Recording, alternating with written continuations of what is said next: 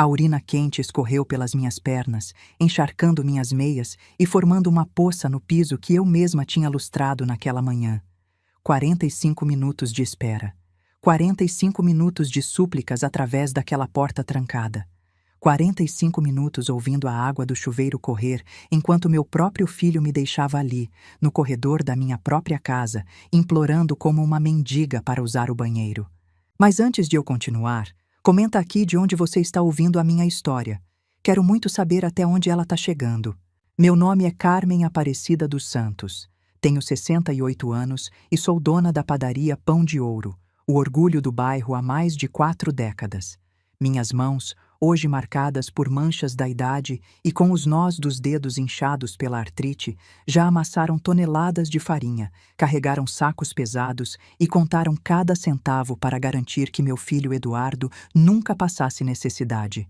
Talvez esse tenha sido meu maior erro, dar tudo sem nunca cobrar nada em troca. Sempre acreditei que o cheiro de pão fresquinho saindo do forno era o perfume do amor. Era assim que eu mostrava carinho. Era assim que eu cuidava da minha família. Mas naquela manhã, minha casa não cheirava a pão. Cheirava a mofo, a descaso e a desprezo. Moro no andar de cima do sobrado que construí tijolo por tijolo com meu falecido marido Sebastião. Logo abaixo fica a padaria que alimentou esse bairro por 42 anos. O Tião, como todos o chamavam, morreu há 8 anos de um infarto fulminante, me deixando sozinha com o negócio e com Eduardo, nosso único filho. Aos 68 anos, o corpo não avisa mais com antecedência. Ele simplesmente exige. Tenho um problema na bexiga, coisa comum para mulheres da minha idade que pariram e trabalharam pesado a vida inteira. O médico foi claro. Eu não posso segurar por muito tempo. Eduardo sabe disso. Sabe porque ele mesmo me levou às consultas quando estava de bom humor ou quando precisava me pedir dinheiro emprestado para os negócios dele que nunca davam certo. Naquela manhã, a necessidade me pegou de surpresa. Eu estava na sala, sentada no meu sofá de sempre, revisando as contas de luz que, por sinal, tinham aumentado absurdamente desde que Eduardo voltou a morar comigo depois do divórcio da Cristina, há 2 anos. Quando a urgência bateu, larguei os papéis e caminhei o mais rápido que minhas pernas permitiram até o único banheiro completo do andar de cima. A porta estava fechada. O barulho do chuveiro ecoava pelo corredor e o vapor escapava pela fresta debaixo da porta. Bati de leve, com educação. Filho, preciso usar o banheiro. É urgente. Ninguém respondeu. Só o som da água desperdiçando, correndo sem parar. Minha bexiga começou a doer, uma pontada aguda no baixo ventre que me fez cruzar as pernas instintivamente. Bati de novo, dessa vez mais forte, com o desespero de quem sabe que o tempo está acabando. Eduardo, por favor, abre para mim, é rapidinho. A resposta que recebi não foi a de um homem de 44 anos criado com valores. Foi o rugido de uma fera mimada. Espera aí fora que nem cachorro, velha chata. Tô ocupado. As palavras me atingiram com mais força do que um tapa. Como cachorro. Era assim que ele me via. Não como a mãe que passou noites em claro cuidando das febres dele quando criança. Não como a mulher que pagou a faculdade particular que ele nunca aproveitou direito. Não como a dona da casa onde ele tomava banho de graça com água quente que eu pagava. Para o meu filho, eu era um bicho incômodo arranhando a porta. Fiquei paralisada.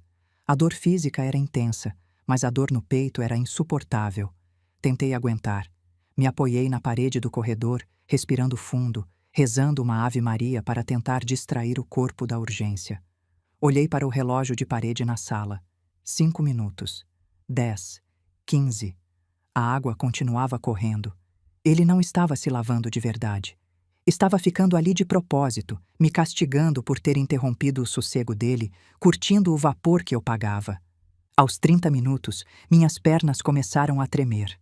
As lágrimas vieram, não de tristeza, mas de pura impotência e vergonha. Eu, Carmen, a matriarca respeitada por todo o bairro, a mulher que dava fiado para as famílias necessitadas, estava ali me contorcendo no meu próprio corredor. Aos 45 minutos, meu corpo se rendeu. Senti o calor líquido descendo pelas minhas coxas, encharcando minha saia de algodão, minhas meias, formando uma poça nas lajotas que eu mesma havia esfregado de manhã cedo. A humilhação foi completa. Cobri o rosto com as mãos, soluçando em silêncio para que ele não me ouvisse, para não dar a ele esse gostinho. Foi então que a torneira fechou. A porta se abriu de supetão e uma nuvem de vapor com cheiro do meu shampoo caro invadiu o corredor. Eduardo apareceu com uma toalha enrolada na cintura, a pele avermelhada pela água fervendo, uma expressão de satisfação arrogante no rosto. Ele me olhou, baixou os olhos para os meus pés, viu a poça, viu minha roupa molhada. Esperei um pedido de desculpas. Esperei que ele dissesse: "Mãe, me perdoa, não sabia que era tão grave." Esperei ver alguma humanidade naqueles olhos que eu tinha visto nascer.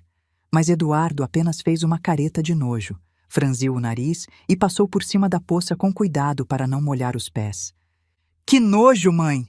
Já tá gagá? Limpa isso antes que feda a casa toda." E foi embora para o quarto dele, batendo a porta com força. Fiquei ali, encharcada na minha própria urina, tremendo de frio e de algo mais profundo. Não senti raiva naquele instante. Senti uma clareza gelada, uma revelação que chega tarde, mas chega. "Obrigada, filho", sussurrei para a porta fechada do quarto dele. Eu disse de verdade. Obrigada por arrancar a venda dos meus olhos. Obrigada por me mostrar que o menino que eu adorava não existe mais, e que o homem que mora aqui é um parasita cruel que se alimenta da minha bondade. Fui para o meu quarto caminhando com dificuldade. Tirei a roupa suja com uma dignidade que eu não sabia que ainda tinha.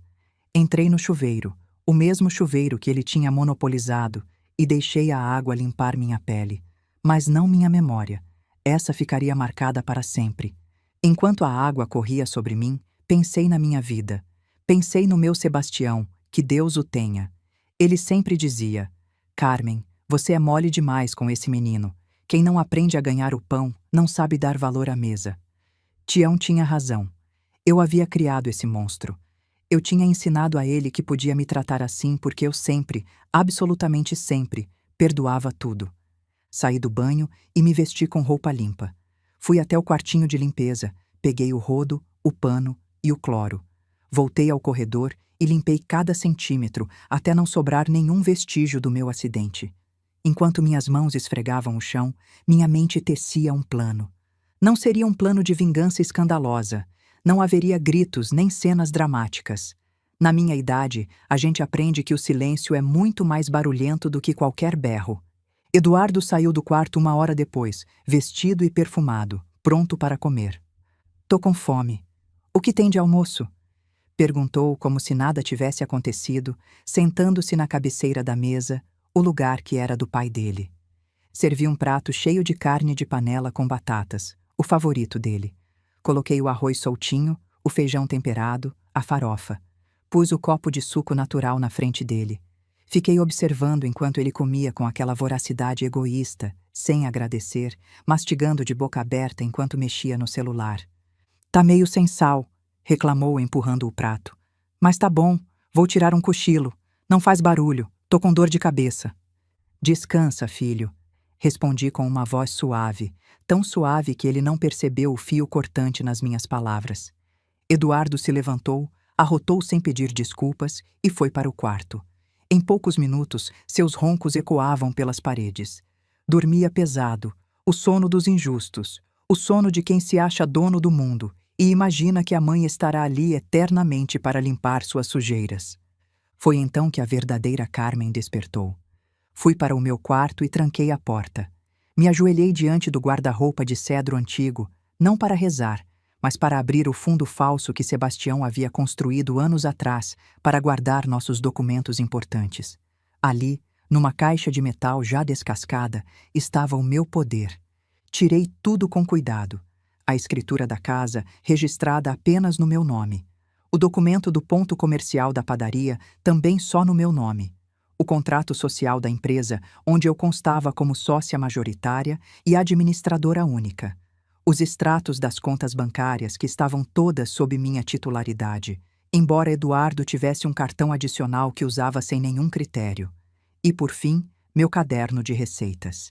Aquele caderno velho, com a capa preta surrada e as páginas amareladas e manchadas de gordura, onde estavam todos os segredos do pão que fazia fila na porta da padaria. Eduardo sempre zombou desse caderno. Mãe, digitaliza isso. Você é muito antiga, dizia ele. Mas nunca se deu ao trabalho de fazer isso.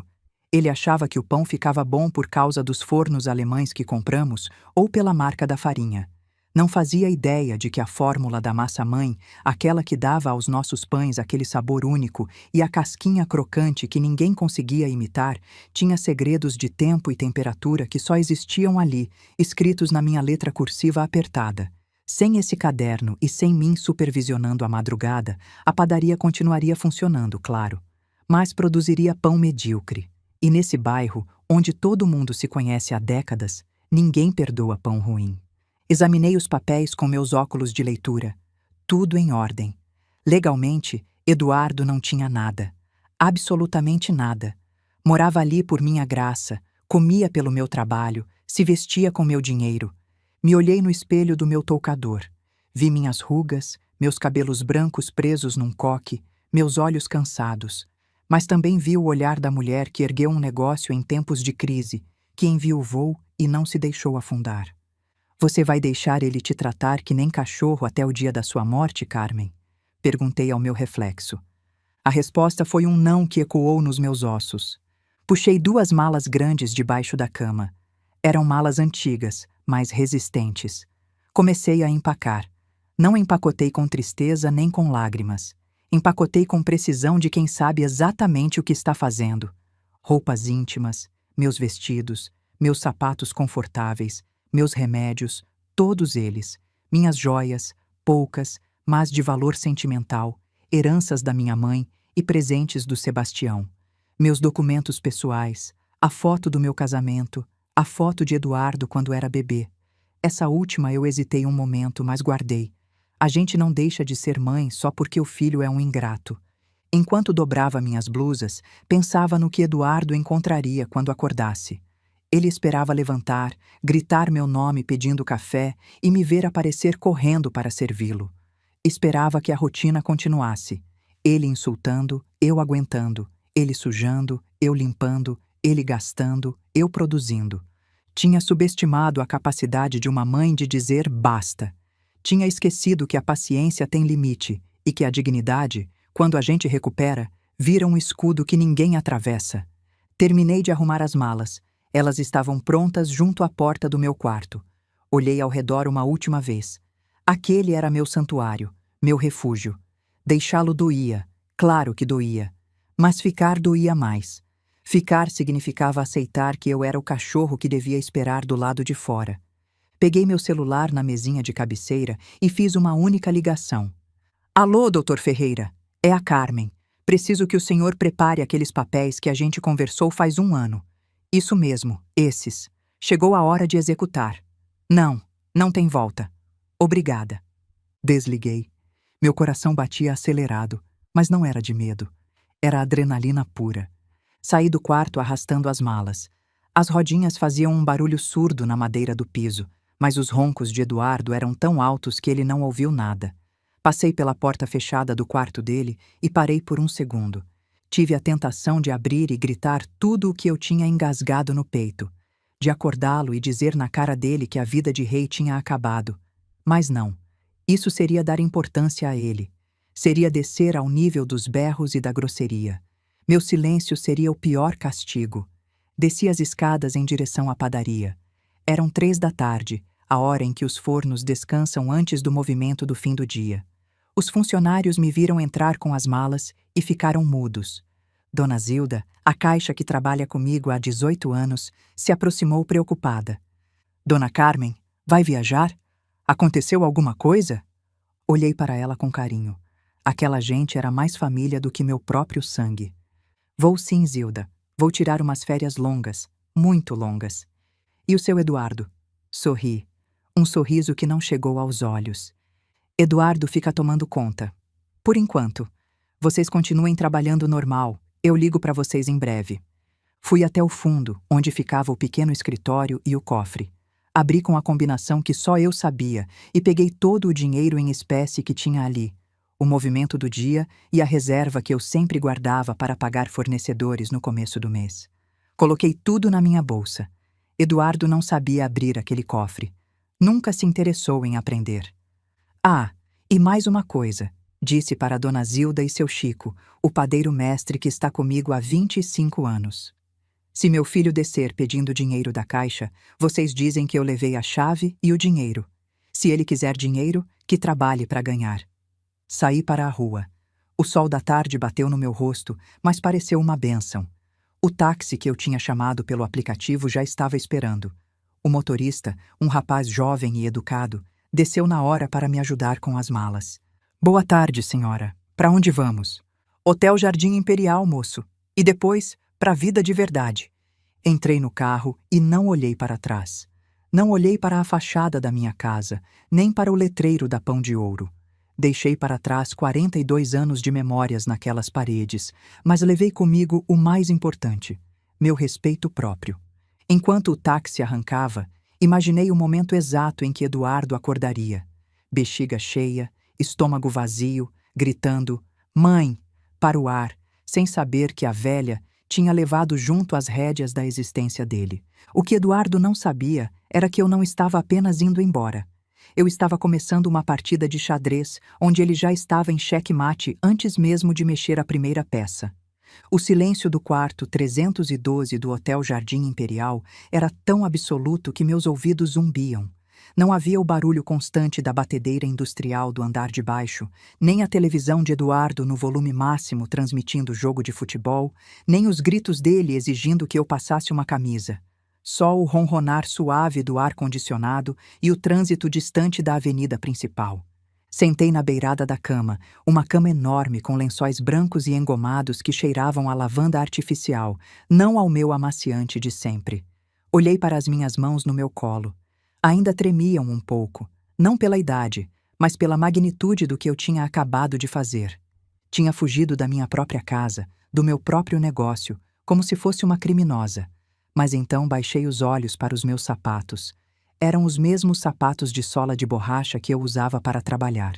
E mesmo já tendo trocado as meias, a sensação fantasma da urina quente encharcando meus tornozelos voltou com uma violência que me revirou o estômago. Essa memória foi a âncora que me impediu de sair correndo de volta para pedir perdão ao meu próprio algoz. Peguei o celular na bolsa. 5 chamadas perdidas de filho. Eram 5 da tarde. O príncipe tinha acordado. Com certeza tinha descido para a cozinha arrastando os pés, esperando encontrar a mesa posta e o café fumegando. Ao não me ver, deve ter pensado que eu tinha ido à padaria do bairro ou que estava no banheiro. A ironia me arrancou um sorriso amargo. Agora ele teria o banheiro todo para ele, exatamente como queria. Deixei o celular na mesinha de cabeceira com a tela virada para baixo. Não estava pronta para ouvir a voz dele. Ainda não.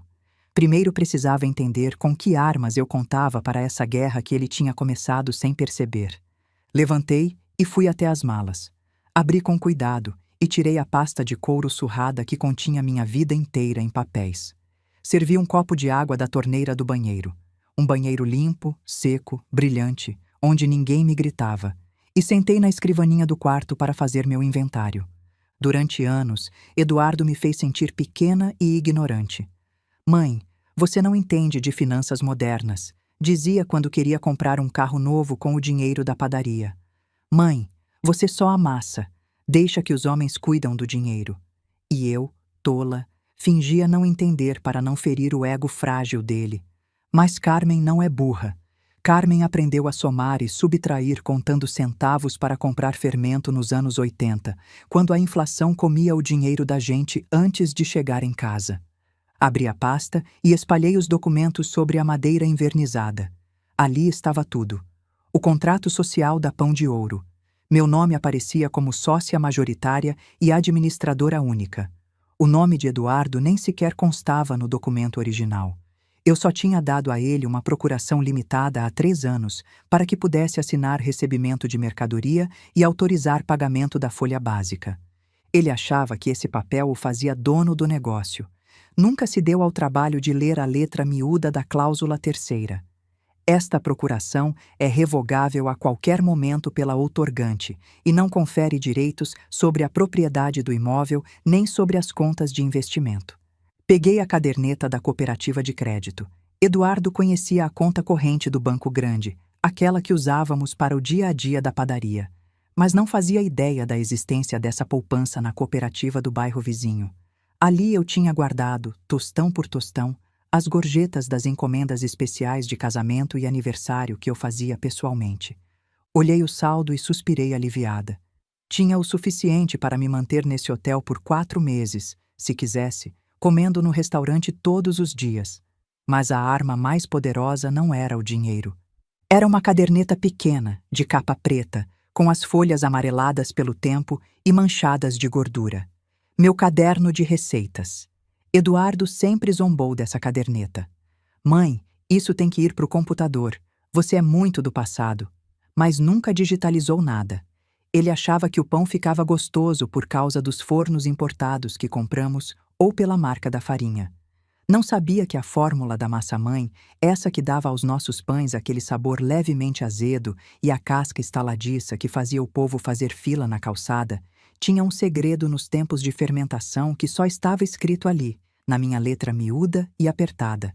Sem essa caderneta e sem eu supervisionando a temperatura da água às 4 da manhã, a padaria até continuaria produzindo, mas produziria pão comum, sem graça.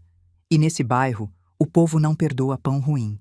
Eles iriam para a concorrência sem pensar 2 vezes. Acariciei a capa da caderneta. Era meu legado, minha arte, e agora era minha arma. Me recostei na cadeira e fechei os olhos por um momento. Como tínhamos chegado a esse ponto?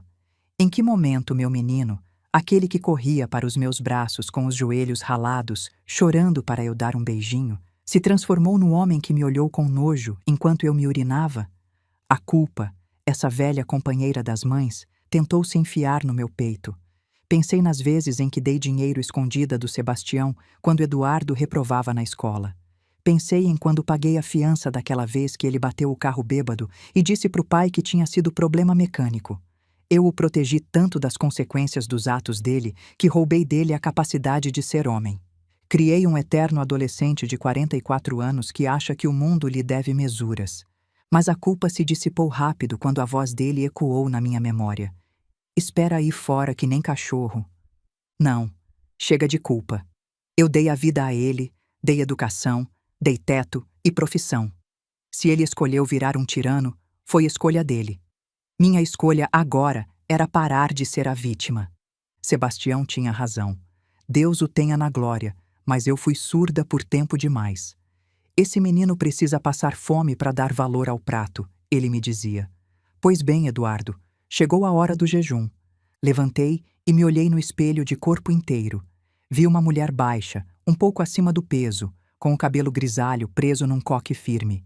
Vi as rugas ao redor dos meus olhos e a flacidez no meu pescoço. Mas pela primeira vez em anos, não vi uma velha inútil. Vi a dona. Vi a chefe. Vi a mulher que negociava preço de açúcar com fornecedores que tentavam me intimidar só por eu ser mulher. Essa mulher tinha ficado adormecida, anestesiada pelo amor de mãe mal direcionado. Mas o choque da humilhação a tinha acordado de vez. Meu celular vibrou de novo. Dessa vez não era ligação, era mensagem de WhatsApp. Li de longe, sem pegar o aparelho. Mãe, cadê você? Tô com fome e não tem nada pronto. Para de drama e responde. Nenhum, por favor. Nenhum. Você está bem? Só ordens e reclamações. Para de drama. Para ele, minha dignidade era drama. Peguei o telefone. Não respondi a ele. Em vez disso, procurei o número de Dona Zilda na lista de contatos. Ela era leal, mas também era medrosa, e Eduardo sabia intimidar. Eu precisava garantir que ela soubesse quem realmente mandava. Alô? Zilda atendeu no primeiro toque, a voz trêmula. Dava para ouvir barulho ao fundo, a agitação do fim de tarde na padaria. Zilda, sou eu. Escuta bem e não fala meu nome se ele estiver por perto. Ai, Dona Carmen, graças a Deus, seu Eduardo tá uma fera. Desceu faz pouco gritando, perguntando onde a senhora se meteu, se foi para casa de alguma amiga. Tá lá no escritório revirando as gavetas. Deixa ele procurar. Não vai achar nada. Escuta bem, Zilda. Se ele perguntar, você não sabe de nada. Só diz que me viu sair com as malas e que eu falei que precisava descansar. Só isso.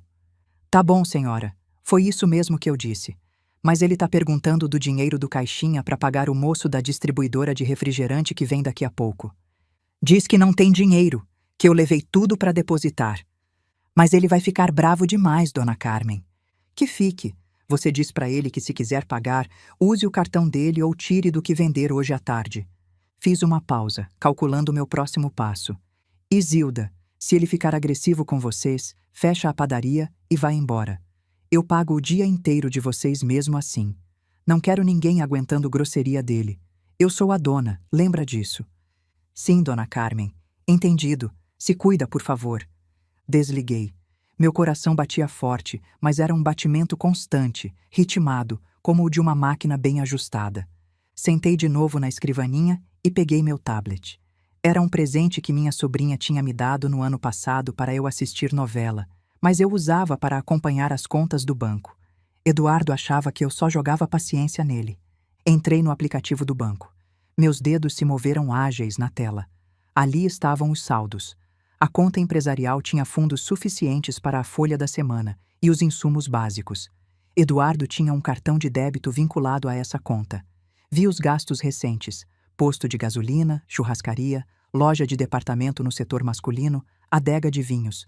Tudo pago com o suor do meu rosto, com cada pãozinho que eu sovava de madrugada. Senti uma pontada de raiva, mas transformei em ação fria. Procurei a opção de administrar cartões. Selecionei o cartão em nome de Eduardo dos Santos. O sistema perguntou: deseja bloquear temporariamente ou cancelar definitivamente? Sorri. Não era um sorriso de felicidade. Era o sorriso do general que manda explodir as pontes. Selecionei. Cancelar definitivamente. Confirmar. Pronto. Naquele exato instante, em algum lugar da cidade, o plástico que Eduardo carregava na carteira virou um pedaço de lixo. Na próxima vez que ele tentasse pagar o uísque ou o jantar, a maquininha ia recusar. Imaginei a cara dele. A confusão primeiro, depois a vergonha na frente do caixa e, por fim, a fúria. Mas eu ainda não tinha terminado. Procurei o contato do Dr. Ferreira. Já tinha ligado para ele antes de sair de casa, mas agora precisava formalizar a estratégia. Doutor, boa noite. Já estou instalada. Quero que o senhor proceda com a segunda parte do que conversamos. Isso, a notificação aos fornecedores.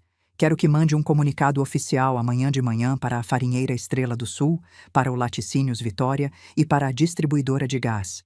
O comunicado tem que dizer que, a partir de agora, qualquer pedido que não tiver minha assinatura ou minha autorização digital não vai ser reconhecido nem pago pela Pão de Ouro. O Dr. Ferreira, um homem sério que tinha sido amigo do meu falecido marido, hesitou um momento. Dona Carmen, isso vai travar a operação se o Eduardo tentar fazer pedidos. Vai cortar as pernas dele. Exatamente, doutor. Quero que ele entenda que não é o dono. Quero que quando ele ligar pedindo 10 sacos de farinha, ouça um não. Quero que ele sinta o que é a impotência. Pode mandar. Desliguei e fiquei olhando pela janela. O sol começava a se pôr, tingindo o céu de um laranja queimado que me lembrava a cor da casca do pão bem assado. Lá embaixo, na rua, a vida continuava normal. Gente correndo para pegar o ônibus, casais passeando de mãos dadas. Ninguém sabia que naquele quarto de hotel, uma mulher de 68 anos tinha acabado de dinamitar a vida confortável do próprio filho. Meu estômago roncou. Percebi que não tinha comido nada desde o café da manhã leve que tomei antes do incidente do banheiro. Liguei para o serviço de quarto. Boa noite. Quero uma canja de galinha, um filé de peixe grelhado com legumes e uma taça de vinho tinto. Pode debitar no quarto. Enquanto esperava a comida, voltei a olhar o celular. 10 chamadas perdidas. Mais 3 mensagens. Mãe, a Zilda disse que você levou o dinheiro. O cara do refrigerante não quis deixar a mercadoria. Isso é ridículo. Volta já. Li a mensagem e senti uma satisfação estranha. O caos estava começando. Ele achava que isso era pirraça, que eu ia voltar em algumas horas com o rabo entre as pernas, pronta para resolver os problemas dele. Não fazia ideia de que eu não estava planejando meu retorno. Estava planejando meu renascimento. Entrei no banheiro do hotel, abri o chuveiro, deixei a água quente cair nas minhas costas sem pressa, sem medo de alguém esmurrar a porta, sem a angústia de acabar o gás. Usei os sabonetes perfumados do hotel, me ensaboei devagar, lavando os últimos resquícios da mulher submissa que eu tinha sido até aquela manhã. Quando saí, enrolada num roupão branco e felpudo, meu jantar tinha chegado. Sentei na poltrona perto da janela, taça de vinho na mão. Brindei com meu próprio reflexo no vidro. Por você, Carmen, sussurrei. E pelo cachorro que não espera mais do lado de fora. Amanhã seria outro dia. Amanhã Eduardo ia acordar e descobrir que o cartão não passava. Amanhã ia tentar fazer pedido e bater de frente com uma parede. Amanhã a fome de verdade, não a do estômago, mas a da necessidade, ia começar a morder os calcanhares dele. E eu estaria aqui, observando da minha torre, esperando para ver se o homem que eu criei tinha capacidade de sobreviver sem a teta da mãe ou se ia desmoronar que nem bolo mal assado. Tomei um gole do vinho. Tinha gosto de glória, de liberdade, de justiça. A partida tinha acabado de começar e eu tinha a rainha, os bispos e todas as torres do meu lado. Ele só tinha a arrogância. E a arrogância não paga as contas. O despertador do meu relógio biológico tocou pontualmente às 4 da manhã. Meus olhos se abriram no escuro do quarto do hotel, esperando ver as vigas de madeira do meu teto e ouvir o zumbido distante das geladeiras industriais da padaria. Mas não havia vigas, só um teto liso de gesso, e o único som era o silêncio clínico do ar-condicionado. Por instinto, fiz menção de levantar para ir supervisionar o acendimento dos fornos, mas meu corpo parou no meio do movimento. Me deixei cair de novo nos travesseiros macios. Hoje não, Carmen, disse em voz alta. Hoje você não vai se encher de farinha. Fiquei deitada olhando a luz do amanhecer se infiltrar pelas cortinas pesadas. Era uma sensação estranha, quase pecaminosa. Há 42 anos eu acordava antes do sol para garantir que o bairro tivesse pão quentinho. A culpa tentou dar as caras, sussurrando que eu era uma irresponsável, que o negócio ia afundar sem minha supervisão.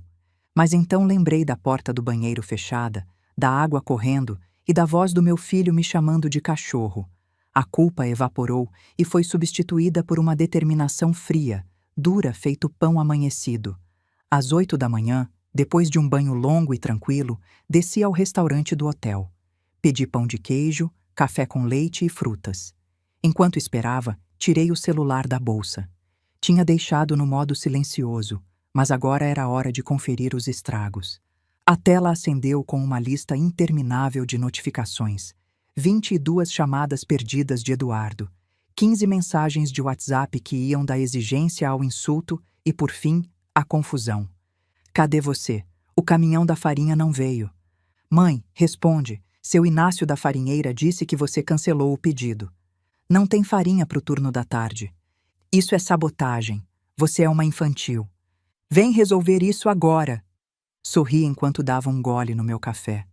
Não era sabotagem, Eduardo. Era administração. Durante anos, ele se gabou para os amigos de que ele comandava o negócio, quando na verdade a única coisa que fazia era sentar no caixa e jogar conversa fora com as clientes. Agora ia descobrir o que realmente significava tocar a Pão de Ouro. Disquei o número de seu Inácio, meu fornecedor de farinha há 30 anos. Bom dia, seu Inácio. É a Carmen. Dona Carmen, que situação. Seu filho, o Eduardo, estava fora de si aqui na porta. Quase subiu no caminhão para descarregar os sacos à força. Tive que mandar meus rapazes subirem os vidros. O senhor fez muito bem. Recebeu a notificação do Dr. Ferreira? Recebi sim, senhora. Conta suspensa até nova ordem da titular. O Eduardo ficou gritando que ele é o dono, que ia me processar, mas eu disse: olha, moço, a assinatura que vale aqui é a da sua mãe. Sem assinatura dela não tem farinha. Obrigada pela lealdade, seu Inácio. Eu aviso quando a gente retomar as entregas. Por enquanto, deixa o rapaz se virar. Como a senhora quiser, dona Carmen, mas aviso que ele estava bem alterado. Estava chutando a porta de aço quando eu fui embora. Desliguei. Imaginei a cena. Eduardo, de camisa de grife e sapato italiano, fazendo escândalo na calçada enquanto os vizinhos assistiam. A vergonha pública sempre foi o maior medo dele, e agora ele mesmo estava se servindo numa bandeja de prata. Terminei meu café com calma. O gosto era melhor do que qualquer refeição que eu tinha feito nos últimos anos, porque não tinha o sabor amargo da pressa nem das reclamações. Mas eu sabia que cortar a farinha era só o primeiro passo. A padaria tinha reservas na despensa, suficientes para 1 ou 2 dias se fossem usadas com cuidado. Eduardo podia sobreviver hoje e amanhã. Eu precisava apertar mais o cerco. Liguei para Dona Zilda. Senhora, ela atendeu num sussurro. Dava para ouvir um caos ao fundo, barulho de assadeiras caindo, a voz de Eduardo gritando ordens desencontradas. Zilda, como é que tá a situação aí? Ai, Dona Carmen, tá um desastre. Seu Eduardo enxotou o seu Inácio e depois mandou o Jonas pegar um táxi e comprar farinha no supermercado. Imagina só, comprar farinha de quilo a preço de varejo. O pão de hoje vai sair pela hora da morte. Deixa ele gastar, Zilda. E a massa-mãe? Isso que é o pior. Seu Chico disse que a massa do refrigerador tá com cheiro estranho. Disse que a senhora sempre dá o toque final antes de assar, e que sem isso, o pão não cresce direito. O Eduardo mandou ele parar de frescura, disse que é só farinha e água, e mandou enfiar no forno assim mesmo. Senti uma pontada no peito. Meu pão. Minha reputação. Se saísse pão ruim, a clientela ia embora correndo para a concorrência. Mas tive que me lembrar que às vezes é preciso deixar o barco afundar um pouco para o capitão aprender a navegar. Escuta, Zilda, se o pão sair ruim, você não dá a cara para reclamação. Deixa as queixas chegarem no Eduardo. Se cliente reclamar, você chama o gerente, que é o meu filho, e deixa ele explicar por que o pão de sal tá parecendo pedra. Tá bom, senhora, mas ele tá muito nervoso. Tentou pagar a gasolina do táxi com o cartão da empresa e a maquininha recusou. Chegou gritando que o banco é incompetente, que a senhora deve ter bloqueado tudo por birra. Não é birra, filha. É justiça. Você fica tranquila. Se ele passar dos limites, você já sabe. Fecha a porta e vai embora. Desliguei. A imagem de Eduardo tentando pagar com um cartão inútil me deu uma satisfação sombria. Ele, que sempre zombou de mim por guardar dinheiro vivo debaixo do colchão, agora estava descobrindo a fragilidade do plástico que não lhe pertencia. Passei o resto da manhã num shopping perto do hotel. Me comprei um vestido novo, cor de terracota, daqueles que eu nunca teria coragem de usar no bairro por causa do "o que vão falar". Fui ao cinema na sessão da tarde, sozinha, com um balde de pipoca grande e refrigerante. Enquanto assistia ao filme, meu celular vibrava na bolsa feito um bicho preso, mas eu não olhei. Cada vibração era um lembrete de que lá fora, na minha vida antiga, o caos estava florescendo. Às 4 da tarde, voltei para o quarto. O telefone marcava 52 chamadas perdidas. Eduardo tinha passado da raiva para o desespero. Havia uma mensagem de voz recente. Apertei o play e deixei no viva-voz enquanto tirava os sapatos. Mãe, já deu para entender. Você fez seu showzinho.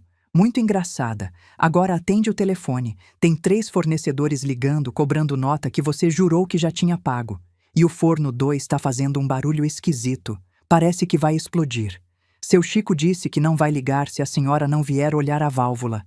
Mãe, sério, isso não é mais brincadeira. Vem pra casa. Prometo que não grito, mas vem logo. Prometo que não grito. Essa frase me gelou o sangue. Nem desculpa por ter gritado ontem. Não. A concessão dele era que hoje ele não ia gritar. Como se isso fosse um favor enorme que ele me fazia. Como se minha dignidade dependesse do humor dele. Sentei na escrivaninha e peguei meu bloquinho de anotações. Era a hora da fase 2. Eduardo estava confuso, sim, mas ainda achava que isso era pirraça temporária. Achava que eu estava escondida na casa de alguma amiga, esperando a raiva passar. Ele precisava entender que essa distância não era só física, era legal e financeira. Abri o aplicativo da companhia de energia no tablet. Eduardo não sabia, mas a conta de luz comercial da padaria e a residencial da casa estavam em medidores separados, ambas no meu nome. A fatura comercial vencia naquele dia. Eu sempre pagava em dia, religiosamente pelo aplicativo. Olhei para o botão de pagar. Meu dedo ficou parado no ar por um segundo. Se cortassem a luz, a produção parava. A massa ia estragar nos refrigeradores. Era dinheiro jogado no lixo, dinheiro meu. Mas então pensei em Eduardo aproveitando o ar-condicionado enquanto eu esfregava o chão molhado. Pensei nos banhos de 45 minutos dele.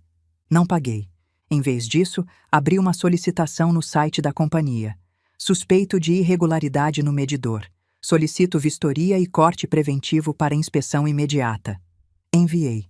No Brasil, quando alguém denuncia algo assim, a companhia pode demorar dias para aparecer, ou pode chegar em questão de horas e cortar tudo por precaução. Era uma roleta russa, e eu tinha acabado de colocar a bala no tambor. Meia hora depois, meu telefone tocou. Não era Eduardo, era o número fixo da padaria. Decidi atender. Padaria Pão de Ouro. Boa tarde, disse com minha voz profissional, como se estivesse atrás do balcão. Silêncio do outro lado. Depois uma respiração pesada. Mãe, é você? A voz de Eduardo saiu estrangulada, mistura de raiva e pânico. Por que você está atendendo assim? Onde você está? Por que não responde às ligações? Estou de férias, Eduardo. Já avisei ontem. O que você quer? Férias? Férias? Ele gritou, quebrando a promessa de não gritar. A padaria tá um hospício. O pão saiu horrível, parece chiclete. O povo tá devolvendo e pedindo o dinheiro de volta. E o cartão não passa. O que você fez com as contas? As contas estão em auditoria, filho. Menti com uma tranquilidade que me surpreendeu. Resolvi que na minha idade preciso organizar meu patrimônio. O banco congelou tudo por segurança, enquanto analisam as movimentações dos cartões adicionais. Parece que teve muito gasto suspeito em adega e loja de roupa masculina. Sabe alguma coisa sobre isso? Eduardo ficou calado. O golpe tinha acertado em cheio. Ele sabia perfeitamente desses gastos. Mãe, esses são gastos de representação. Você sabe que eu preciso me vestir bem para receber cliente. Você não pode fazer isso comigo. Preciso de dinheiro vivo. Tenho que pagar os funcionários amanhã. É sábado. Ah, a folha de pagamento, eu disse, examinando minhas unhas recém-pintadas. Bom, como você é o gerente, suponho que tenha uma reserva de emergência para esses casos. Ou então pode usar suas economias pessoais. Eu não tenho economia nenhuma, ele berrou, usando meu nome de batismo pela primeira vez em anos. Você me dá uma miséria de salário. Fica tudo com você. Miséria? Minha voz endureceu. Você mora de graça, come de graça, tem luz, água, internet, carro e gasolina de graça, e ainda te dou R$ 3.000 por mês para seus gastos pessoais. Se isso é miséria, Eduardo, então você viveu como rei às custas de uma mendiga. Para com esse sermão, ele me cortou. Preciso de dinheiro agora, e preciso que você venha arrumar o forno. Seu Chico disse que se você não vier, ele vai embora de vez. Pois diz pro seu Chico que se ele for embora, perde a rescisão de 25 anos. Ele sabe que eu sou a patroa. Passa o telefone para ele. Ouvi barulho de discussão, murmúrios, e então a voz grave e cansada do meu padeiro mestre. Dona Carmen? Chico, me escuta. Você não vai embora. Continua trabalhando seu turno normal. Se o forno der problema, desliga e vende o que tiver pronto. Se o Eduardo gritar com você, vai pro depósito e se tranca lá. Eu vou pagar sua semana direitinho, prometo pela memória do Sebastião. Mas não quero que você ajude ele a resolver nada além do básico. Entendido? Sim, patroa, mas o moço tá muito alterado. Quebrou umas coisas no escritório. Deixa quebrar. Tudo que ele quebrar desconta da herança. Passa o telefone de volta pro Eduardo. Eduardo pegou o aparelho bufando que nem touro. Já terminou de conspirar com os empregados? Eduardo, me escuta. Abaixei o tom, obrigando ele a prestar atenção. Não vou voltar hoje, nem amanhã. Você tem 44 anos. Vive dizendo que eu sou uma velha chata, um estorvo. Pois bem, o estorvo saiu do caminho. Agora você tem o campo livre. Me prova que consegue tocar o negócio um fim de semana sem mim. Se conseguir, a gente conversa na segunda-feira. E se eu não conseguir? Ele desafiou, com aquela arrogância típica de quem não tem nada a perder porque nunca ganhou nada por conta própria. Se não conseguir, fiz uma pausa dramática. Então vai entender por que o cachorro não deve morder a mão que alimenta. Ah, e Eduardo, cuida da conta de luz. Fiquei sabendo que estão fazendo vistorias na região. Desliguei antes que ele pudesse responder. Fiquei olhando o telefone, sentindo a adrenalina correr nas veias. Não era medo. Era poder. Pela primeira vez na vida, eu não estava reagindo aos desastres dele. Eu estava orquestrando. Fui até a janela do hotel. A cidade começava a acender as luzes. Lá longe, Conseguia imaginar o letreiro de neon da Pão de Ouro piscando.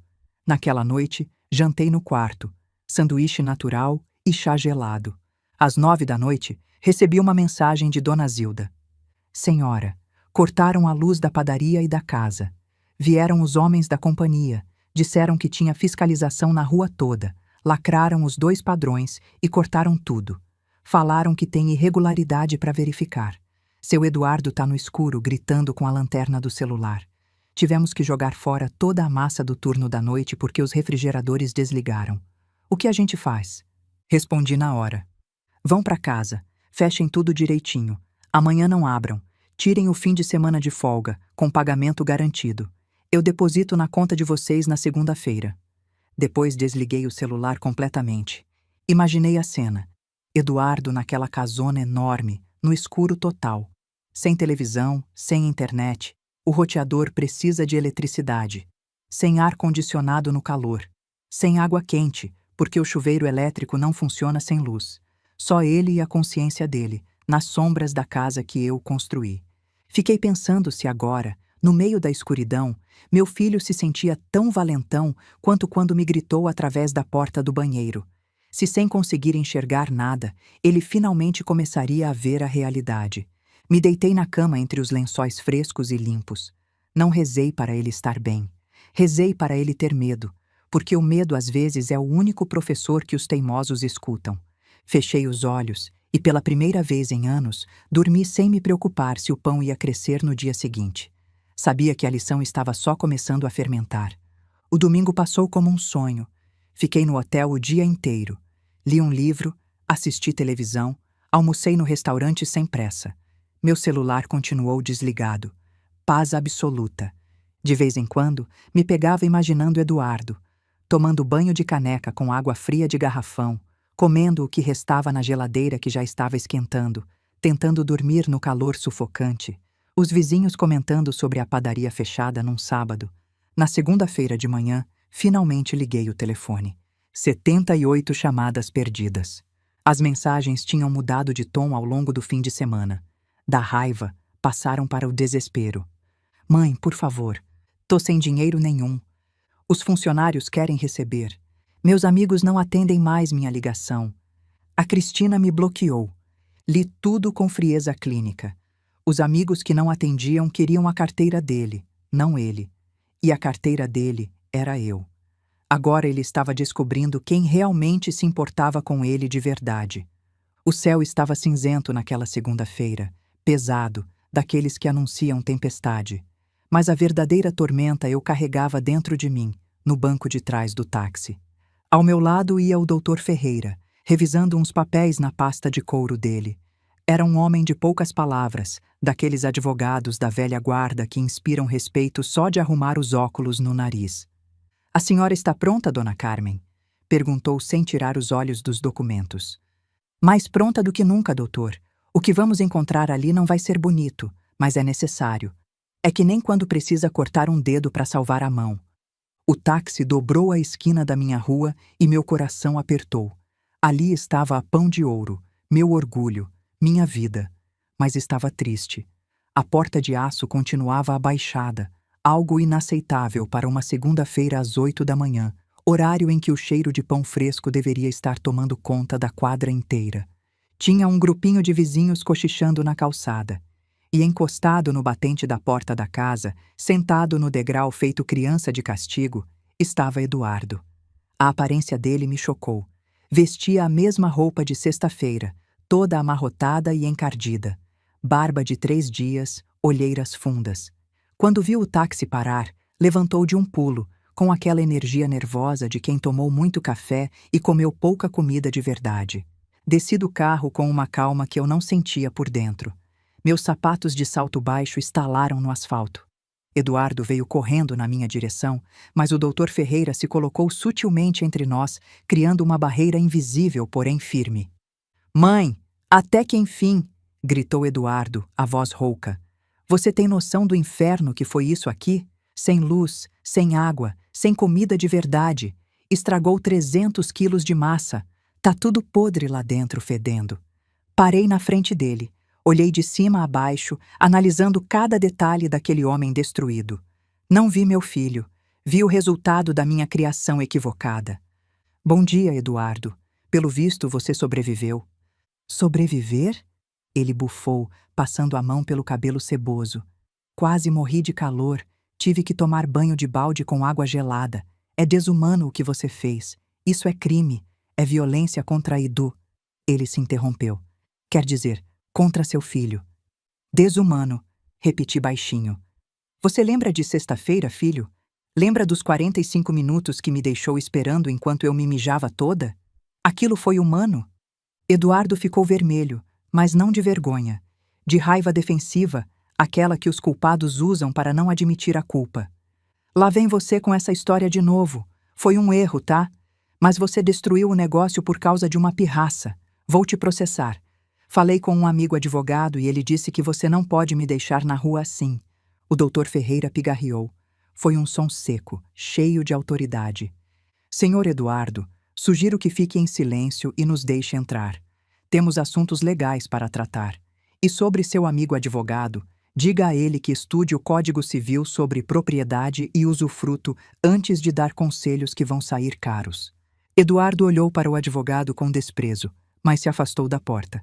Façam o que quiserem. Entrem para ver a zona. Tá fedendo igual às intenções de vocês. Abri a porta lateral que dava acesso ao escritório e à casa. O impacto do cheiro foi imediato, de revirar o estômago. Fedia a fermento passado, a leite azedo, a carne estragada. O calor acumulado desde sábado à noite, sem ventilação nenhuma, tinha transformado meu lar e meu negócio numa estufa de podridão. Senti vontade de chorar ao ver meu esforço virado lixo, mas engoli as lágrimas. Não era hora de fraqueza.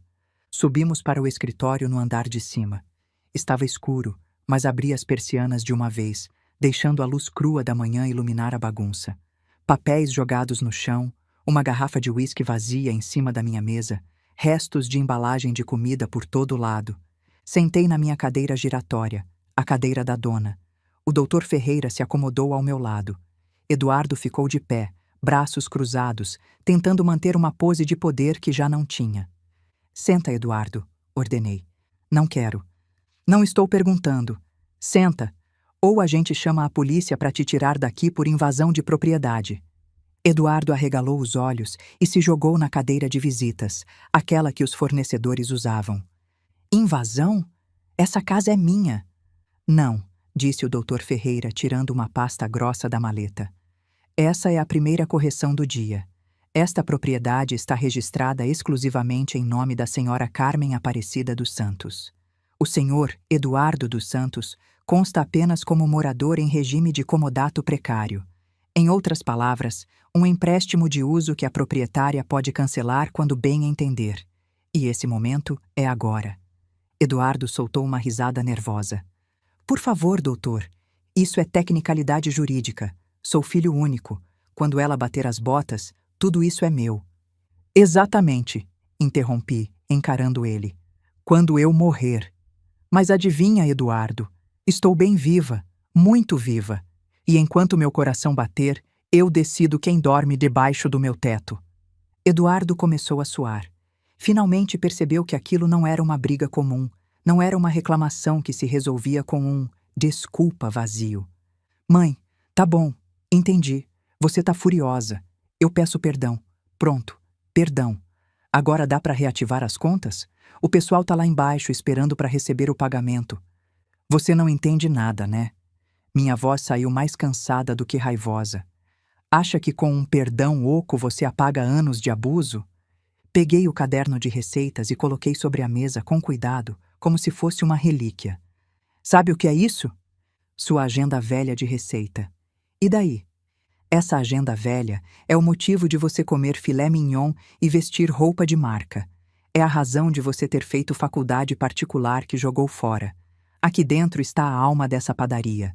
E você não faz a menor ideia de como usar. Posso contratar outro padeiro. Baixo receita da internet. Você não é insubstituível. Então tenta.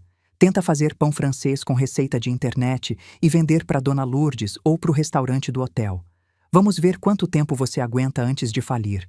Porque eu te garanto, Eduardo, Em 3 meses sem mim, esse lugar aqui vira estacionamento. O doutor Ferreira tomou a palavra novamente. Além disso, há outro assunto. A auditoria preliminar que realizamos no fim de semana. A dona Carmen me enviou cópias dos extratos e das notas fiscais pelo celular, e minha equipe trabalhou sábado e domingo. Eduardo empalideceu. Auditoria? Sim. Identificamos gastos pessoais não autorizados no valor aproximado de R$ 180 mil nos últimos 2 anos. Jantares caros, roupas de grife, viagens de fim de semana que o senhor classificou como prospecção de fornecedores. Isso, meu jovem, configura apropriação indébita. Dependendo da interpretação, pode render processo criminal e cível com penhora de bens. Isso é mentira! Eduardo bateu na mesa. Eu trabalho feito um condenado aqui. Mereço esse dinheiro. O senhor tem um salário estipulado, disse o advogado com frieza. Tudo o que retirou além disso é desvio. A senhora Carmen tem 2 alternativas hoje. Registrar queixa-crime, o que resultaria em prisão preventiva enquanto se investiga, ou... Eduardo olhou para o advogado, depois para mim. O medo real apareceu no rosto dele pela primeira vez. A palavra prisão tem um peso que dobra os joelhos de valentões de papel. Mãe, você não faria isso. Sou seu filho, seu Eduardo. O Eduardo que eu criei não deixava a mãe mijada num corredor. Respondi com a voz embargada, mas firme. Aquele homem que me olhou com nojo na sexta-feira é um estranho para mim. E estranhos que me roubam, eu denuncio. Eduardo desmoronou na cadeira. Cobriu o rosto com as mãos e começou a soluçar. Mas eu não sabia dizer se era arrependimento ou pura autopiedade. O que você quer que eu faça? Murmurou por entre os dedos. Não tenho para onde ir. Minha ex-mulher não me atende. Não tenho 1 centavo. Meus amigos... Bom, quando pedi dinheiro emprestado no sábado, todo mundo me bloqueou. Que curioso, comentei com ironia. Parece que seus amigos gostavam da sua carteira, não de você. E a carteira era eu. Levantei e fui até a janela que dava para a rua. Lá embaixo, seu Chico e Dona Zilda esperavam, fiéis, preocupados. Eles mereciam uma líder, não um parasita. Vou te dar uma chance, Eduardo. Uma única chance. Mas as regras mudam radicalmente a partir de hoje. Ele ergueu o rosto, os olhos inchados, com uma esperança patética. Vai me devolver o cartão? Prometo que... Cala a boca! Meu grito ecoou pelo escritório. O doutor Ferreira se ajeitou na cadeira. Eduardo congelou. Você não vai ter cartão, continuei baixando a voz. Não vai ter acesso à conta. Não vai ter chave do cofre. A partir de hoje você deixa de ser gerente. O cargo está vago até eu contratar um profissional de verdade. Você, Eduardo dos Santos, está demitido da administração. Mas... como é que eu vou viver? Vou te recontratar. Mas você começa de baixo. Seu novo cargo é auxiliar geral de limpeza e manutenção. Eduardo me olhou incrédulo. Limpeza? Você quer que eu seja faxineiro? Sou seu filho. Tenho diploma universitário. Diploma que nunca usou para nada. E sim, quero que limpe. Seu salário vai ser o piso da categoria. Vai pagar aluguel para morar aqui. Descontado direto do pagamento. Vai bancar sua própria comida. Fiz uma pausa, saboreando a justiça poética do momento. E sua primeira tarefa? Apontei para baixo, para a padaria fedorenta. É descer e limpar toda essa imundície. Vai tirar a massa podre com as próprias mãos. Vai esfregar o chão. Vai lavar os banheiros. Especialmente o banheiro dos funcionários, que está bem nojento. Você enlouqueceu. Eu não vou lavar privada. Então vai embora. A porta é bem larga. Sai com a roupa do corpo. Ah, o celular também é da empresa. Deixa aí na mesa. A roupa, eu te dou de presente por pena. Vai, Eduardo. Vê quem te recebe lá fora que nem cachorro. O silêncio que se seguiu foi denso, pesado. Dava para ouvir uma mosca zumbindo, atraída pela podridão. Eduardo olhou para a porta, olhou para o celular sobre a mesa, olhou para o advogado que segurava a caneta pronta para assinar a queixa-crime. Viu o próprio futuro, 44 anos, sem referências profissionais, sem dinheiro, sem teto, numa cidade que não tem dó de fracassado. Onde? A voz dele saiu num fio. Onde ficam as luvas de borracha? Não senti alegria. Senti uma tristeza profunda, oceânica. Ver um filho humilhado não é vitória para mãe nenhuma, mas eu sabia que era necessário. Era o remédio amargo que eu nunca tinha dado. No quartinho de serviço, o mesmo quartinho de onde eu tiro o pano de chão todo dia, enquanto você dorme. Ah, e Eduardo, quero tudo brilhando. Vou passar o dedo com luva branca para conferir. Eduardo se levantou arrastando os pés. Saiu do escritório sem olhar para trás. Escutei os passos pesados dele descendo a escada, indo em direção ao inferno de cheiros que ele mesmo tinha provocado. Quando ficamos sozinhos, me deixei cair na cadeira. O doutor Ferreira me observou com uma mistura de admiração e pena. Foi muito dura, dona Carmen. Não, doutor. Fui justa. Dura foi ter permitido que ele virasse esse monstro durante anos e anos. Hoje eu só comecei a consertar meu erro. O advogado me passou os documentos para assinar. A revogação de poderes, o novo organigrama, a contratação do administrador externo. Aqui está tudo. Amanhã já entra o novo gestor que indiquei. Rapaz honesto, formado, que entende de números de verdade. Obrigada, doutor. E o dinheiro da cooperativa, quero que invista numa aplicação segura. Vou precisar de uma reserva para a aposentadoria. Não pretendo trabalhar até morrer. Assinei os papéis com mão firme. Carmen Aparecida dos Santos. A tinta azul brilhava no papel branco. Levantei e fui até a janela. Lá embaixo, vi Dona Zilda e seu Chico entrando na padaria, provavelmente chamados por Eduardo.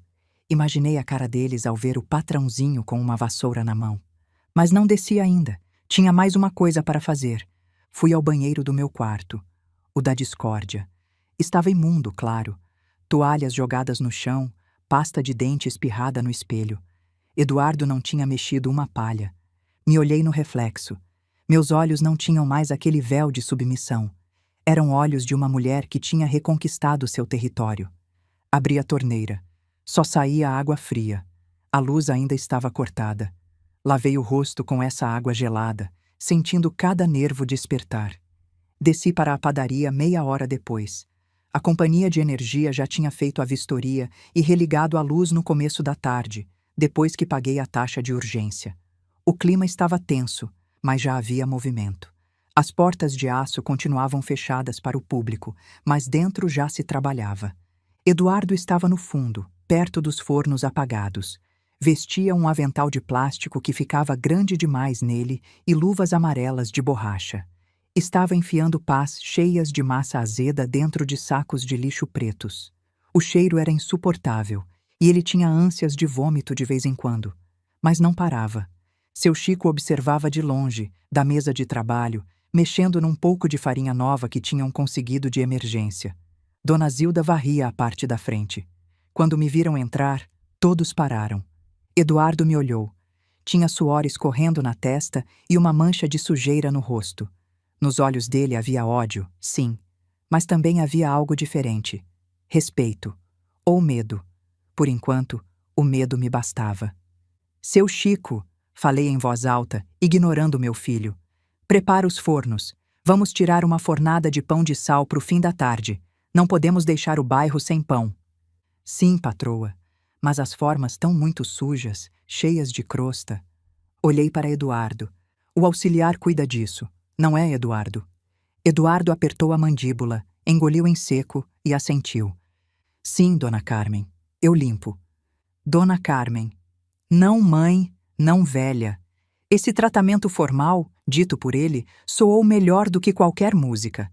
Eu tinha estabelecido uma fronteira. De um lado, a mãe que o amava. Do outro, a patroa que não tolerava mais nenhuma sujeira. Ele teria que conquistar o caminho de volta para a mãe, suando cada gota, limpando cada canto. Caminhei até o caixa. Dona Zilda se afastou na hora. Bem-vinda de volta, senhora. A gente sentiu muita falta. Eu também senti falta, Zilda. Mas as férias acabaram. Agora começa o trabalho de verdade. Abri a gaveta do caixa. Estava vazia, claro. Mas enfiei a mão na bolsa e tirei o maço de notas que tinha levado na sexta-feira. Coloquei ali dentro. O capital inicial da nova era da Pão de Ouro. Naquela tarde, o cheiro de podridão foi sumindo aos poucos, substituído pelo aroma do cloro e do sabão. E finalmente, lá pelas 6 da tarde, o perfume abençoado do pão assando voltou a surgir. Eduardo continuava esfregando nos fundos. Eu o observava pela janela do escritório. Estava exausto. As mãos de príncipe, acostumadas ao controle remoto e ao volante, estavam vermelhas e cheias de bolhas. Ele parou um momento, enxugou o suor e ficou olhando para as próprias mãos com estranheza. Talvez pela primeira vez na vida estivesse entendendo o que custava ganhar o pão que comia. Não senti pena, senti esperança, porque a dor ensina o que o mimo esconde. E se eu precisasse quebrar o ego dele para salvar a alma, faria isso quantas vezes fosse necessário. Me servi uma xícara de café, sentei na minha cadeira limpa e abri meu caderno de receitas. Tinha uma página em branco no final. Peguei minha caneta e escrevi uma nova receita, não de pão, mas de vida. Ingredientes para a dignidade: 1 quilo de amor próprio, meio quilo de limites bem definidos, uma pitada de dureza necessária. Sove até endurecer. Não deixe descansar nunca mais. Fechei o caderno. O jogo tinha terminado. Eduardo tinha perdido seu trono de papel. E eu tinha reconquistado minha coroa de farinha. Agora só faltava ver se o rapaz tinha fibra para virar homem de verdade, ou se ia se espatifar no meio do caminho. De qualquer forma, eu não seria mais vítima dele. Eu era a dona do forno. E finalmente tinha retomado o controle da minha própria vida.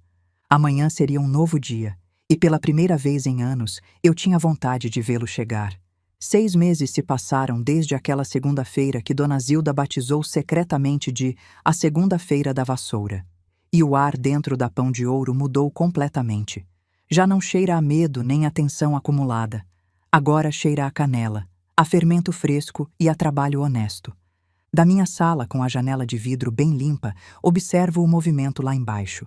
São 6 da manhã e a fila de clientes já dobra a esquina. Ali está Eduardo. Não usa mais terno italiano nem sapato de couro que custava o salário de um mês de qualquer trabalhador.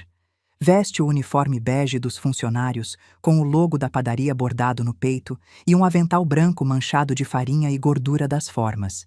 Ele emagreceu. A barriga de bebedor de uísque sumiu, substituída por braços mais definidos, curtidos de carregar sacos de 25 quilos e esfregar chão de joelhos. Observo ele se movimentar com agilidade. Não anda mais com aquela lentidão arrogante de quem se achava dono do tempo dos outros. Agora ele corre. Seu Chico, as formas limpas tão prontas, grita ele, e a voz não tem mais aquele tom de ordem. É voz de colaboração. Valeu, Eduardo. Põe ali que já vou usar, responde o mestre padeiro. E seu Chico riu.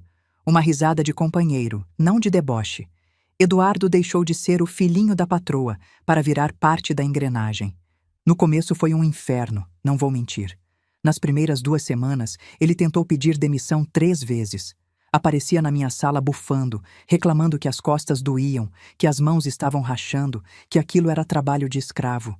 Eu sempre respondia a mesma coisa, sem tirar os olhos dos meus papéis. A porta tá aberta, filho, mas se sair, não entra mais nem para dormir. E ele, sem 1 centavo no bolso, sem amigo que o recebesse, voltava a pegar o rodo. A adaptação foi forçada, mas aconteceu. Eduardo aprendeu a levantar às 5 da manhã. Aprendeu a carregar peso sem reclamar. Aprendeu que banheiro não se limpa sozinho e que chão encardido não brilha por milagre. As mãos dele, antes macias de quem só segurava controle remoto e volante de carro, criaram calos. A barriga de cerveja derreteu com o esforço físico. Os funcionários que no início olhavam com desconfiança e um certo prazer vingativo foram mudando de atitude. Quando viram que ele estava realmente trabalhando, suando a camisa igual a todo mundo, começaram a tratá-lo diferente. Ô Eduardo, segura essa forma aqui que eu tiro do forno, disse seu Chico um dia. Foi a primeira vez que o padeiro mestre tratou meu filho como colega, não como o herdeiro mimado. Vi pelos olhos de Eduardo que aquilo significou alguma coisa para ele. O bairro também notou a mudança. Os vizinhos que antes viam Eduardo como o filho inútil e metido da padeira, agora o cumprimentavam com um respeito diferente. Não era o respeito que se tem por doutor ou advogado. Era o respeito que se tem por quem acorda cedo e sua a camisa. Desço as escadas devagar. Minhas pernas continuam dando guerra, mas meu espírito está 20 anos mais jovem. Bom dia para todo mundo, digo ao entrar na área de atendimento. Bom dia, Dona Carmen, respondem em coro. Eduardo, para o que está fazendo, seca o suor da testa com o antebraço e me olha. Bom dia, Dona Carmen. Ainda mantenho o tratamento formal na frente dos outros. Uma regra que eu impus e que ele aprendeu a respeitar na marra. Nos primeiros dias, ele tentava me chamar de mãe no meio do expediente, tentando amolecer meu coração. Eu cortava na hora. Aqui dentro é Dona Carmen. Lá em cima, em casa, a gente conversa como família. Ele entendeu o recado. Eduardo, o banheiro de clientes precisa de papel. Digo, apontando para o corredor. Vejo um segundo de hesitação. Um lampejozio do orgulho antigo tentando se manifestar, lembrando talvez que ele já se achou importante demais para encostar num rolo de papel higiênico. Mas o lampejo se apaga rápido quando encontra meu olhar firme. Já vou resolver, responde, e vai para o depósito buscar o material. Caminho até o caixa, onde Dona Zilda atende os clientes com aquele sorriso de sempre. Como estamos, Zilda? Muito bem, senhora. Venda da manhã tá forte. E sabe de uma coisa? Ela abaixa a voz para só eu ouvir. Outro dia o seu Eduardo ajudou uma senhora de idade a carregar as compras até o táxi, sem ninguém pedir. E quando ela quis dar gorjeta, ele não aceitou. Sinto um calorzinho no peito. Não é orgulho exagerado. É alívio.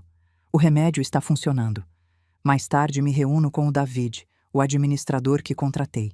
Rapaz novo, 32 anos, formado de verdade, com seus óculos e planilhas organizadas. Eduardo tinha raiva dele no começo. David era tudo aquilo que meu filho fingia ser: competente, honesto, profissional. Agora Eduardo precisa pedir autorização para David quando quer material de limpeza. A inversão de hierarquia doeu no ego, mas foi necessária. Dona Carmen, os números estão sólidos, diz David, mostrando os gráficos no computador. Eliminando os gastos desnecessários, a margem de lucro subiu 35%. Já recuperamos o prejuízo daquele fim de semana do apagão e temos reserva para trocar o forno 2. Ótimo, David. Pode encomendar o forno novo. Tem mais uma coisa: o pagamento do Eduardo. Ele cumpriu todas as horas esse mês, não tem falta no registro. E segundo o relatório do seu Chico, já aprendeu a fazer pão francês básico. Pelas regras da empresa, ele se qualifica para o bônus de produtividade, igual aos outros auxiliares. A senhora autoriza? Olho pela janela de vidro.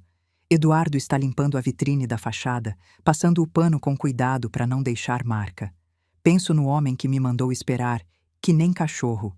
Aquele homem achava que dinheiro nascia em árvore ou brotava da minha bolsa. Esse homem que limpa vidro sabe que cada centavo custa suor.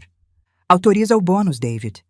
Na hora do almoço, Eduardo sobe para o escritório. Traz uma marmita na mão. Ele mesmo prepara alguma coisa simples em casa ou compra na quentinha barata da esquina.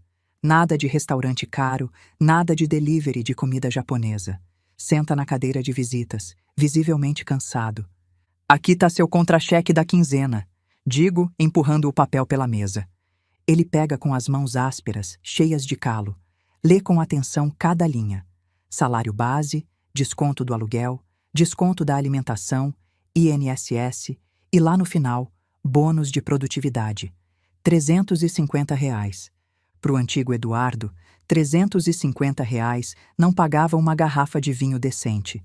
Para o Eduardo de agora, é a diferença entre comprar um tênis novo ou continuar usando o velho furado. Obrigado, murmura sem me olhar nos olhos. Você mereceu. Seu Chico disse que você está evoluindo. Silêncio. Ele mastiga a comida da marmita devagar. Arroz, feijão, ovo frito, salada. Comida simples, honesta. É difícil, mãe. É a primeira vez em semanas que ele me chama de mãe fora do contexto familiar. Algo mudou. É muito difícil. Dói tudo no corpo. E o pessoal do bairro fica tirando sarro quando me vê varrendo a calçada. Falam: olha o doutor agora, virou gari. E o que você responde? Ele encolhe os ombros enfiando uma garfada de arroz na boca. Nada. Não respondo nada. Porque eles têm razão. Virei varredor mesmo. Mas... Ele mastiga pensativo, engole. Pelo menos agora eu durmo tranquilo. Antes, quando eu deitava, Ficava pensando em que mentira ia inventar para te pedir dinheiro, ou se o banco ia ligar cobrando o cartão. Agora eu chego tão acabado que apago na hora. E o dinheiro que tenho no bolso é meu. Ninguém pode vir cobrar. Sinto os olhos marejando, mas seguro as lágrimas. É meu. Ele finalmente entende o que significa propriedade. Não a propriedade de escritura de imóvel, mas a propriedade do próprio suor. A dignidade não tá no cargo, filho. Tá em como você faz o que faz. Meu pai foi pedreiro a vida inteira e era o homem mais digno que eu conheci. Você era gerente de mentira e não tinha dignidade nenhuma. Agora você é auxiliar de verdade e tá começando a construir a sua. Eduardo abaixa os olhos pro prato. Fica um tempo em silêncio. Quando fala de novo, a voz sai embargada. Outro dia eu fui limpar o banheiro lá de baixo.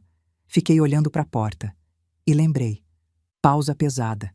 Nenhum de nós tocou no assunto diretamente desde aquela segunda-feira. Lembrei do que eu fiz com você. Do que eu falei. Ele ergue o rosto. Tem água nos olhos. Mãe, eu não sei como você conseguiu me perdoar.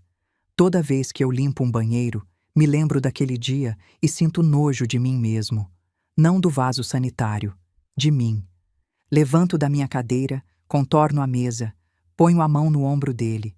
Sinto o músculo tenso debaixo do tecido barato do uniforme. Eu não te perdoei naquele dia, Eduardo. Naquele dia eu perdi o respeito por você. O perdão você tá ganhando agora. Cada vez que você trata a Zilda com educação, cada vez que chega no horário, cada vez que age como gente decente, você ganha um pedacinho de volta. Aperto o ombro dele. Continua assim. Você tá no caminho certo, mas não relaxa. O caminho para virar homem de verdade dura a vida inteira. À noite, depois que a padaria fecha, subo pro andar de cima. Estou exausta, mas é um cansaço bom, de dever cumprido. Passo pelo corredor, aquele corredor, e noto que o piso brilha. Eduardo deve ter passado pano antes de subir. Entro na cozinha para tomar um copo de água e encontro meu filho ali, esquentando água pro café.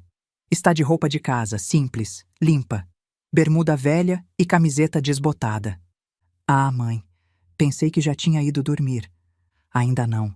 Insônia de velha. Ele hesita um momento, depois enfia a mão no bolso da bermuda. Eu comprei uma coisa. Tira um pacotinho de papel pardo, desses de padaria. Abre e me mostra. 2 pães de queijo. Eu sei que não devia comprar da concorrência, mas o pessoal fala que os dessa padaria lá da rua de baixo são os melhores da região. Queria que você provasse. Paguei com o meu bônus. Fico olhando o pacote. Eduardo gastando o dinheiro dele, suado, conquistado com dor nas costas, para me dar um agrado. Sem pedir nada em troca. Não é dia das mães, não é meu aniversário, ele não quer empréstimo.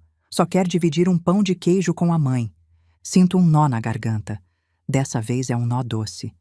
Obrigada, filho. Vamos provar. Põe 2 xícaras.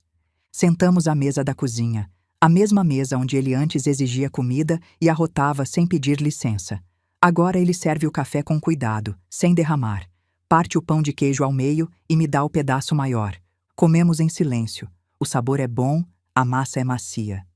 Tá gostoso, admito. Mas a massa podia ter um pouquinho mais de sal. Os nossos são melhores. Agora que eu sei o trabalho que dá fazer, eu entendo por que os nossos são melhores, responde ele. Terminamos o café. Eduardo recolhe as xícaras e leva para a pia. Abre a torneira e começa a lavar. Vai descansar, mãe. Eu termino aqui e apago as luzes. Fico observando mais um momento. As costas largas dele, as mãos ensaboadas. Não é mais o menino que eu sonhei, nem o monstro que eu criei. É o Eduardo. Um homem em construção, com rachaduras e defeitos, mas finalmente com alicerces próprios. Boa noite, filho. Boa noite, mãe. Vou pro meu quarto. Antes de fechar a porta, escuto ele assobiar baixinho enquanto seca a louça. Uma melodia tranquila, dessas que a gente assobia quando está em paz. Me deito na cama e apago a luz. Não tenho mais medo de morrer e deixar Eduardo sozinho no mundo. Sei que se eu faltar amanhã, ele vai chorar, vai sofrer, mas não vai passar fome. Ele sabe assar pão, sabe limpar, sabe administrar o pouco que tem. Sabe que porta de banheiro se respeita. Sabe que mãe não é caixa eletrônico. Penso na minha vida.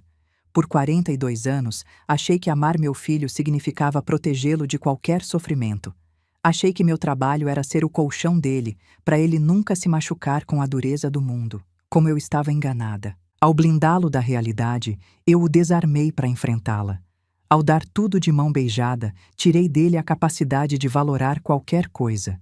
Tive que virar a vilã da história dele para poder ser a heroína da vida dele.